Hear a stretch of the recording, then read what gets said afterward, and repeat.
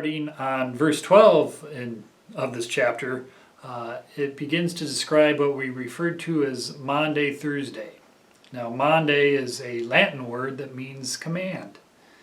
And we call it Maundy Thursday because of a command that Jesus gives at the Last Supper, which is found not in the Gospel of Mark, but in the Gospel of John, where he says that we are to love one another as he has loved us. And that is the way that the world would be able to tell that we are followers of Christ. Well, let's see what my family has to say about this chapter. Hopefully they'll be in a better mood than they were yesterday.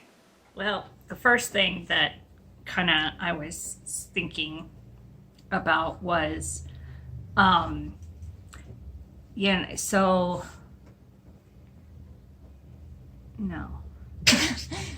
I'll go while you're thinking. The first thing I thought about was that it was the priests and the teachers of religious law that wanted to kill him. I just thought that was pretty interesting and ironic.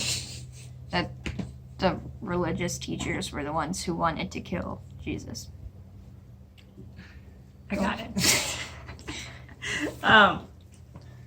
It's in verse 17 when it says, when evening came and Jesus arrived with the 12, while they were reclining at the table eating, he said, I tell you the truth, one of you will betray me, one who is eating with me.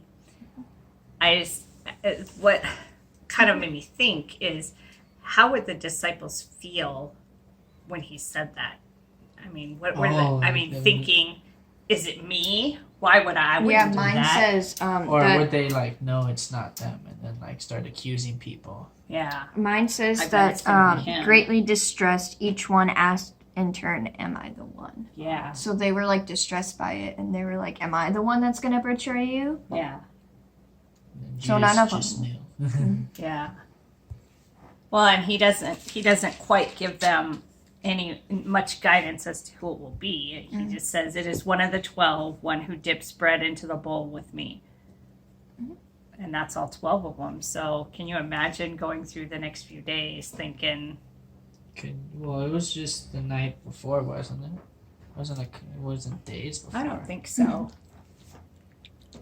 It was that night. It was that night. Yeah, because it's the Last Supper. You. Yeah. Yeah. Yeah. Duh. So, you eat supper once a day, right? And it's yeah. the last one, so it has to happen that night. Mom. I'm not the one who doubted it. I said it. I think it happened that day. And Mom said, does it say that? I'll keep going off of that, where it says in 20. It is 21. For the Son of Man must die, as the Scriptures declared long ago. But how terrible it will be for the one who betrays him! It would be far better if that man if he had never been born. Yeah, that's so. How do you think he felt when he heard that? Yeah. Who, Judas? Judas, yeah. Oh crap! I mean, that's a pretty harsh statement to make there. Wish you'd never been born. That's especially when that was kind of destined to happen, wasn't it? Jesus was sent down to die for our sins. So I mean, while Jesus still did it, it was kind of destined to happen. So it's kind of seems like a lot to say to someone who was kind of there.